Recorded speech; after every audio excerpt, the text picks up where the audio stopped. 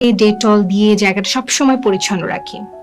কেউ বা বললেন যে আমি বাথরুমে একটা এক্সট্রা কাপড়ই রাখি, যখন আমি টয়লেট করার পর জায়গাটা আমি ধুয়ে ফেলি, সেই একই কাপড় দিয়ে আমি সবসময় এটাকে মুছে রাখি, ড্রাই রাখি। এই যে বিভিন্ন ধরনের চিন্তা ভাবনা, পাশাপাশি অনেক সময় আমরা দেখি যে বিভিন্ন ধরনের ক্লিনজার পাওয়া যায়, যেগুলো হচ্ছে আমরা বলি ইন্টিমেট ওয়াশের জন্য, সেগুলো অনেকেই ব্যবহার করেন। কারো কারোর মধ্যে এই জায়গাটাতে বিভিন্ন ধরনের পাউডার, ট্যাল্ক এগুলো ব্যবহার করার কিন্তু একটা প্রবণতা দেখা যায়। তো আসলে এই এরিয়াটা যে ইন্টিমেট একটা খুব সেনসিটিভ এরিয়া, এই জায়গাটা পরিচ্ছন্নতাটা আমরা কিভাবে মেনটেন করব, সেটা নিয়ে আমার মনে হয়েছে যে পেশেন্টদের মধ্যে কিছু ধারণা আছে যেগুলোকে আমার আসলে কারেক্ট করা প্রয়োজন। প্রথমত আমরা যদি বলি, নারীর যে প্রজনন তন্ত্রের যে অংশ, যেটাকে আমরা এক্সটার্নাল জেনিটালিয়া বলে থাকি, অর্থ হচ্ছে বাইরের দিকটা।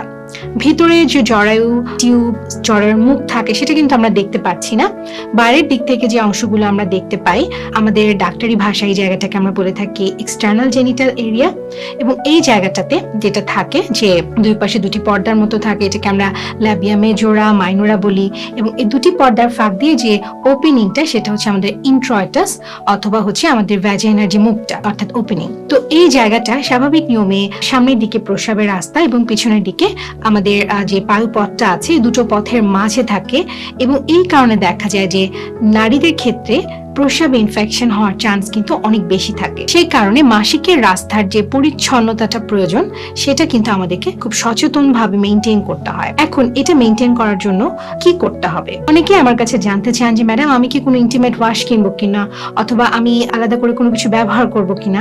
আসলে পুরো ধারণাটাই কিন্তু ভুল। আল্লাহর প্রদত্ত নিয়মে স্বাভাবিকভাবে আমাদের শরীরের যে অংশগুলো বাইরের দুনিয়ার সাথে কানেক্টেড, সেটা কিন্তু এক স্বাভাবিকভাবে একটা ক্লিনজিং মেকানিজম আছে। অর্থাৎ আপনি একটা জিনিস খেয়াল করুন যে আমাদের চোখের ভেতরটা, এটা কিন্তু সবসময় একটু ভেজা ভেজা থাকছে, এবং এই পানিগুলো কিন্তু আমাদের চোখের যে ময়লাগুলোকে এক সাইডে দিয়ে দেয়। এবং আমরা দেখেন, ঘুম থেকে ওঠার পর আমরা দেখি যে চোখের কোনায় হয়তো কিছু ময়লা জমে আছে।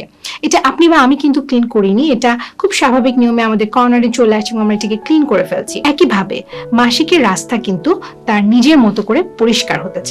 এই যে একটা স্বাভাবিক সিক্রেশন একটা থাকে মাসিকের রাস্তার ভিতর, এর কাজ হচ্ছে জরায়ুর মুখের কাছে, অর্থাৎ এই ভ্যাজাইনার ভিতরে যে রোগ জীবাণুগুলোকে থাকে, যেই ধরনের জার্মস থাকে, ব্যাকটেরিয়া যেটাই থাকুক, এটাকে সবসময় একটা ক্লিন করা, অর্থাৎ বাইরের দিকে ঠেলে দেওয়া, বের করে দেওয়া। আমরা যেটা ভুল করে থাকি যে এই যে একটা স্বাভাবিক মেকানিজম, এটার মধ্যে আমরা কখনো কখনো হস্তক্ষেপ করে ফেলি। যেমন ধরুন, অনেকে আছেন যে তারা পানিতে ডেটল বা স্যাভলন এই জাতীয় অ্যান্টিসেপ্টিক জিনিস দিয়ে জায়গাটা সবসময় পরিচ্ছন্ন রাখেন, এবং তারা মনে করেন যে এটাই হয়তো বা নিয়ম। আমাদের এই মাসিকের রাস্তার ভিতরে দুই ধরনের জীবাণু থাকবে, একটি ভালো, একটি খারাপ।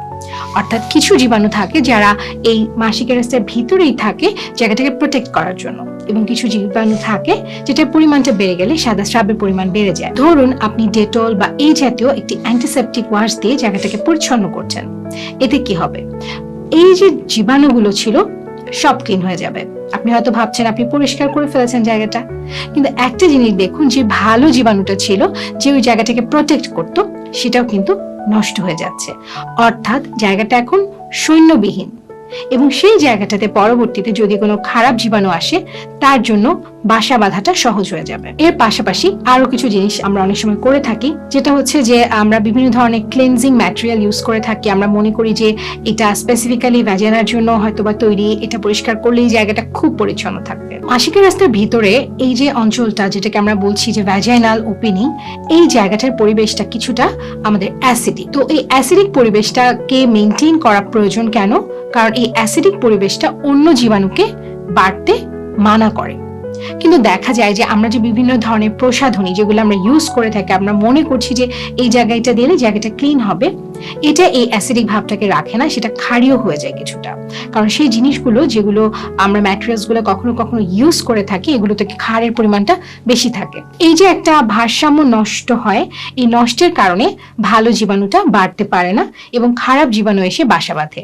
এবং আপনি হয়তো ভাবছেন যে আপনি এটাকে ক্লিন করছেন, কিন্তু আসলে যতটা বেশি আপনি জায়গাটা ক্লিন করার চেষ্টা করছেন, ততই বেশি রোগ জীবাণু বাসা বাঁধা শুরু করছে। আবার একটা ব্যাপার আছে যে মাসিকের রাস্তার চারপাশে যে হেয়ার ফলিকল গুলো থাকে, যে চুলগুলো থাকে, আমরা যেটাকে পিউবিক হেয়ার বলে থাকি, পরিচ্ছন্নতার জন্য এটা অবশ্যই পরিষ্কার করা হয়ে থাকে। এটারও কিন্তু একটা কাজ আছে, এবং অনেকের মধ্যে টেন্ডেন্সি থাকে বিভিন্ন ধরনের ক্রিম ইউজ করা, যেটা এই হেয়ার রিমুভাল ক্রিম গুলা। এবং এই হেয়ার রিমুভাল ক্রিম গুলা কিন্তু যেটা করে যে সারফেসে যে তারা কখনো কখনো কখনো কিছু ড্যামেজ করে আসে, কিছু ক্ষতি করে আসে, এবং এই ক্ষতির কারণে দেখা যায় সেখানে ছোট ছোট ছোট ছোট কিছু জায়গাতে হয়তো 2-1টা জীবাণু বাসা বাঁধত, এবং এটা পরবর্তীতে কিন্তু সেই জায়গার পরিবেশটাকে নষ্ট করে, এবং এই জীবাণুগুলো বেড়ে দেখা যায় অন্য কোনো জীবাণুকে আবার ইনভাইট করে, এবং দেখা যায় ইনফেকশনটা বেড়ে যায়। আমি আমার পেশেন্টকে সাধারণত পরিচ্ছন্নতা কিভাবে করবে এটা বলার জন্য যেটা সব সময় বলি সেটা হচ্ছে সবচেয়ে বেস্ট জিনিস যেটা দিয়ে আপনি ক্লিন রাখতে পারেন সেটা হচ্ছে পানি। পানি অর্থ একদম প্লেন ওয়াটার, কুসুম গরম পানি আপনি যেটাই বলুন না কেন, এখানে আসলে এগুলো কখনোই ম্যাটার করে না। মূলত আপনি পরিষ্কার পানি দিয়ে জায়গাটা পরিষ্কার করতে হবে আপনাকে। কুসুম গরম পানি অনেকে ইউজ করে থাকে, দেখা যায় পানিটা বয়েল করে হয়তো বা সেটা একটু হালকা গরম রেখে ইউজ করে অনেকে আরাম পায়, সেটা তাদের চয়েস। তবে মূল কথা হলো যে পানি দিয়ে পরিচ্ছন্নতা মেনটেন করতে হবে। আপনি অবশ্যই সাবান ব্যবহার করতে পারেন, আপনি যে কোনো কিছু ইউজ করতে পারেন, তো মনে রাখতে হবে যে এটা কখনোই আমাদের মাসিকের রাস্তার ভেতরের দিকে যেন না যায়, অর্থাৎ ওই জায়গাটা শুধুমাত্র পানি দিয়ে পরিষ্কার করতে হবে আপনাদের। এর পাশে আরো কিছু জিনিস আছে, যেমন পরিচ্ছন্নতার জন্য আমরা যেটা বলি জায়গাটাকে সবসময় শুষ্ক রাখা। এখন জায়গাটাকে ড্রাই রাখতে হলে আপনি প্রস্রাব বা পায়খানার পরে জায়গাটা যখন পরিষ্কার করবেন তখন আমরা সবসময় অ্যাডভাইস করি যে সামনে থেকে পেছন দিকে পরিষ্কার করা। দেখুন আমাদের পায়খানার রাস্তাটা কিন্তু পেছনের দিকে, তো আপনি যদি পিছন থেকে সামনের দিকে আসেন কিছু জীবাণু কিন্তু আপনি ইনভাইট করে নিয়ে চলে আসলেন। অতএব পরিষ্কার করতে হবে সবসময় সামনে থেকে পেছনের দিকে। এবং মাদেরকে আমরা বলে থাকি যাদের ছোট মেয়ে বাচ্চা আছে যে যখন আপনি বাচ্চাকে ক্লিন করবেন অবশ্যই প্রস্রাবের রাস্তা থেকে পেছনের দিকে আপনি যাবেন এটা পরিষ্কার করার জন্য। এর পাশাপাশি কাপড়ের ব্যাপারে কিছু অ্যাডভাইস আমি দিয়ে থাকি। আমাদের দেশে যে তাপমাত্রা, যে পরিবেশ, এটার জন্য সবসময় কটন বেস্ট, এবং যে ইনার গার্মেন্টস বা প্যান্টি যদি আপনারা ব্যবহার করেন অবশ্যই আপনারা কটনের ইউজ করবেন, এতে বাতাস চলাচল করে। কারণ যে কোনো জায়গা যেটা বদ্ধ থাকে, যেখানে বাতাস চলাচল প্রপারলি করতে পারে না, সেখানে কিন্তু জীবাণুর পরিমাণটা বেড়ে যায় সবসময়। আরেকটা ব্যাপার আছে, অনেকে মনে করেন যে প্যান্টি লাইনার বলে একটা জিনিস পাওয়া যায়, যে আমাদের যে ভ্যাজিনাল ডিসচার্জ বা স্রাব হয় অনেকে ভাবে যে এটা লেগে যাবে কাপড়ে, ঠিক আছে আমি একটু প্যান্টি লাইনার ইউজ করি। এতে যেটা সমস্যা হয় যে প্যান্টি লাইনারের মধ্যে যখন একটা লম্বা সময় সিক্রেশনটা জমতে থাকে সেখানকার পরিবেশ কিন্তু কিছুটা আর্দ্র হয়ে যায়। তো আমি যেটা বলবো যে এই ধরনের জিনিসপত্র না ইউজ করাই সব থেকে ভালো। আপনি যদি চেঞ্জ করতে চান ফ্রিকুয়েন্টলি আপনি নিজের অন্তর্বাসটা পরিবর্তন করে ফেলতে পারেন, বাট সবচেয়ে ভালো হয় যদি আপনি সবসময় এটা পরিষ্কার রাখেন এবং একদম কটন কাপড় ইউজ করেন। এই ক্ষেত্রে বাতাসটা খুব ভালো মতো চলাফেরা করতে পারে এবং এই ধরনের সমস্যা হওয়া অনেক কমে যাবে। আরেকটা জিনিস যেটা যে এইসব ক্ষেত্রে দেখা যায় যে কিছু কিছু অসুখ থাকে, হ্যাঁ, যেমন ধরুন ডায়াবেটিস বা যে কোনো একটা হরমোনাল ইস্যুস, এগুলো কিন্তু কখনো কখনো এই রোগ জীবাণুর পরিমাণটাকে সবসময় বাড়ায়। আপনি হয়তো ভাবছেন যে আমি খুব তো পরিষ্কার থাকছি, সব ভালো মতো মেনটেন করছি, কিন্তু বারবার হচ্ছে। এসব ক্ষেত্রে কিন্তু অবশ্যই ডক্টরের সাথে কথা বলা উচিত এবং আন্ডারলাইন কোনো কারণ আছে কিনা সেটা খুঁজে বের করতে হবে। নারীদের ক্ষেত্রে আরেকটা যেটা ইস্যু যে মাসিকের সময় যে প্যাড ইউজ করা হয়, অথবা আমাদের দেশে অথবা দেশের বাইরে সাধারণত ট্যাম্পন ইউজ করে।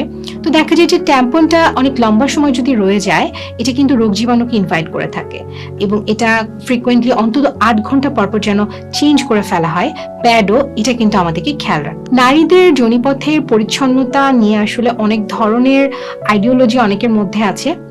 একটা কথা আমাদের সবসময় মনে রাখতে হবে যে আমাদের শরীরে এই জায়গাটা পরিষ্কার করার জন্য শরীরের নিজের ন্যাচারাল মেকানিজম আছে। আমরা যেন বাইরে থেকে কোনো এক্সট্রা জিনিস যেমন অতিরিক্ত সাবান, কোনো ভ্যাজাইনাল ক্লেনজার, অথবা যেগুলোকে আমরা বাথ বম বলি, যে বাথটাবের মধ্যে দিয়ে যে বাবল বাথের মধ্যে বসা, অতিরিক্ত কিছু করে আমরা যেন এর স্বাভাবিক যে ভারসাম্য এটাকে নষ্ট না করে ফেলি।